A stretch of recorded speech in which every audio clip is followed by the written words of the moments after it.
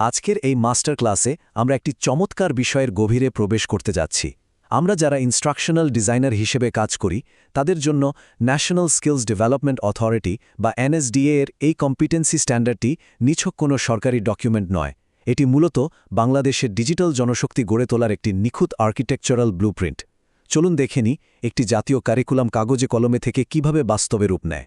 আজকের এক্সপ্লেনারের জন্য আমাদের এই মাস্টার সিলেবাসের যাত্রাটি শুরু হবে একদম বেসিক বা ম্যাক্রোভিত্তি থেকে। এরপর আমরা কারিকুলামের কাঠামো, সাধারণ ও খাতভিত্তিক দক্ষতা, পেশাভিত্তিক মূল দক্ষতা হয়ে একদম মাইক্রো লেভেলের মূল্যায়নের বাস্তবতা পর্যন্ত ধাপে ধাপে আলোচনা করব। পর্ব ১ ভিত্তি বা এনএসকিউএফ ফ্রেমওয়ার্ক। যে কোনো ইমারত নির্মাণের আগেই তার ভিত্তিটা বুঝে নেওয়া খুব দরকার। স্ক্রিনের এই ম্যাট্রিক্সটি একটু লক্ষ্য করুন। এখানে বিভিন্ন পেশাদার স্তরগুলোকে জ্ঞান, দক্ষতা এবং দায়িত্বের পরিধির উপর ভিত্তি করে খুব সুন্দরভাবে ক্যাটাগরাইজ করা হয়েছে। এটি মূলত আমাদের প্রত্যাশার একটি বেসলাইন তৈরি করে দেয়। এই সংজ্ঞাটিকে যদি বাস্তবতার লেন্স দিয়ে দেখি তাহলে লেভেল 3 মানে কি দাঁড়ায়? ধরুন একটি এজেন্সির একজন জুনিয়র এক্সিকিউটিভ, তিনি স্বাধীনভাবেই একটি ডিজিটাল ক্যাম্পেইন সফলভাবে রান করতে পারেন, কিন্তু বড় কোনো কৌশলগত সিদ্ধান্ত বা স্ট্র্যাটেজিক সাইন অফের জন্য তাকে তার ম্যানেজারের ওপরে নির্ভর করতে হয়। এটি লেভেল 3 এর জন্য একদম নিখুঁত একটি ব্যালেন্স। পর্ব ২ কারিকুলামের কাঠামো বা স্ক্যাফোল্ডিং। এই চার্টের দিকে তাকালে কারিকুলামের আসল ইঞ্জিনিয়ারিংটা চোখে পড়বে। মোট ৩৫০ ঘন্টার নমিনাল লার্নিং আওয়ার্সের মধ্যে একটা বিশাল অংশ অর্থাৎ ২৯০ ঘণ্টায় রাখা হয়েছে পেশাভিত্তিক বা অকুপেশন স্পেসিফিক দক্ষতার জন্য। উদ্দেশ্য খুব পরিষ্কার, লার্নাররা যেন হাতে কলমে কাজ করার সর্বোচ্চ দক্ষতা অর্জন করতে পারে।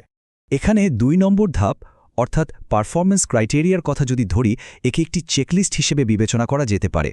একটি মার্কেটিং এজেন্সি ক্লায়েন্টের ফেসবুক ক্যাম্পেইন লাইভ করার আগে ঠিক যেভাবে প্রতিটি কোয়ালিটি চেকলিস্ট মিলিয়ে দেখে, এটিও ঠিক সেরকমই একটি কোয়ালিটি স্ট্যান্ডার্ড।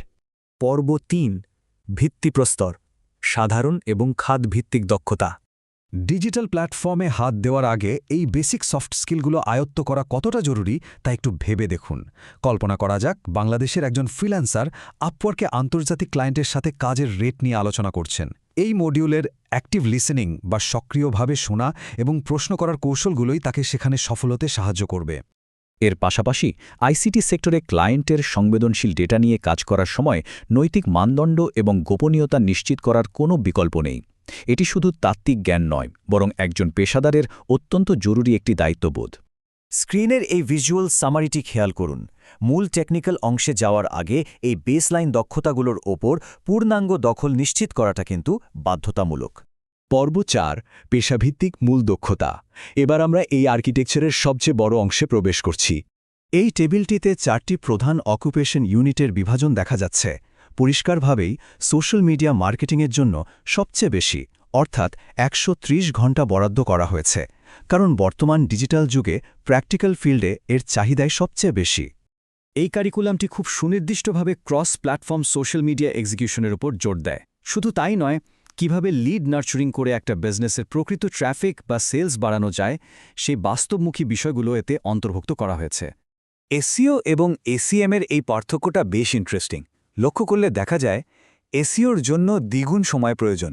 এর কারণ হল এটি একটি অর্গ্যানিক পদ্ধতি, যেখানে অন পেজ এবং অফ পেজ ম্যানিপুলেশনের মতো অত্যন্ত সূক্ষ্ম কাজ হাতে কলমে করতে হয়।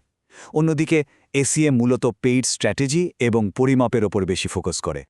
এই সামারিটি আবারও প্রমাণ করে যে এই 4টি কোর পিলারের দক্ষতা অর্জনের মানে হল লার্নার এখন যে কোনো ধরনের কম্প্রিহেন্সিভ ডিজিটাল ক্যাম্পেইন সফলভাবে ডিপ্লয় করতে পুরোপুরি প্রস্তুত। পর্ব ৫ মূল্যায়নের বাস্তবতা। এতক্ষণ তো আমরা শিখলাম, কিন্তু ফিল্ডে এগুলোর যাচাই হয় কিভাবে? স্ক্রিনে থাকা এভিডেন্স গাইডগুলোর দিকে তাকালে বোঝা যায় এখানে শুধু বইয়ের জ্ঞান যাচাই করা হয় না, বরং আন্ডারপিনিং নলেজ এবং আন্ডারপিনিং স্কিলসগুলোকে প্র্যাকটিক্যাল ডেমনস্ট্রেশন, মৌখিক প্রশ্নোত্তর অথবা পোর্টফোলিওর মাধ্যমে একই সাথে যাচাই করা হয়। সবচেয়ে গুরুত্বপূর্ণ বিষয় হল কোয়ালিটি কন্ট্রোল। কোনো ট্রেনিং প্রোভাইডার চাইলে নিজেদের শিক্ষার্থীদের সার্টিফিকেট দিতে পারবে না। এর জন্য কঠোর নজরদারি এবং এনএসডিই সার্টিফাইড অ্যাসেসর বাধ্যতামূলক। এভাবেই মূলত ইন্ডাস্ট্রির মান বজায় রাখা হয়। ইনস্ট্রাকশনাল ডিজাইনার হিসাবে এই ব্লুপ্রিন্টটির শেষে এসে একটি গুরুত্বপূর্ণ প্রশ্ন রেখে যেতে চাই। এই স্ট্যান্ডার্ডগুলো আমরা যেভাবে লার্নার্সদের ডেলিভারি দিচ্ছি তা কি সত্যি বাংলাদেশের জনশক্তিকে গ্লোবাল ডিজিটাল ইকোনমির এই নিরলস গতির সাথে পাল্লা দেওয়ার জন্য প্রস্তুত করতে পারছে? এই চিন্তার খোরাকটি রেখে আজকের মাস্টার ক্লাস এখানেই শেষ করছি।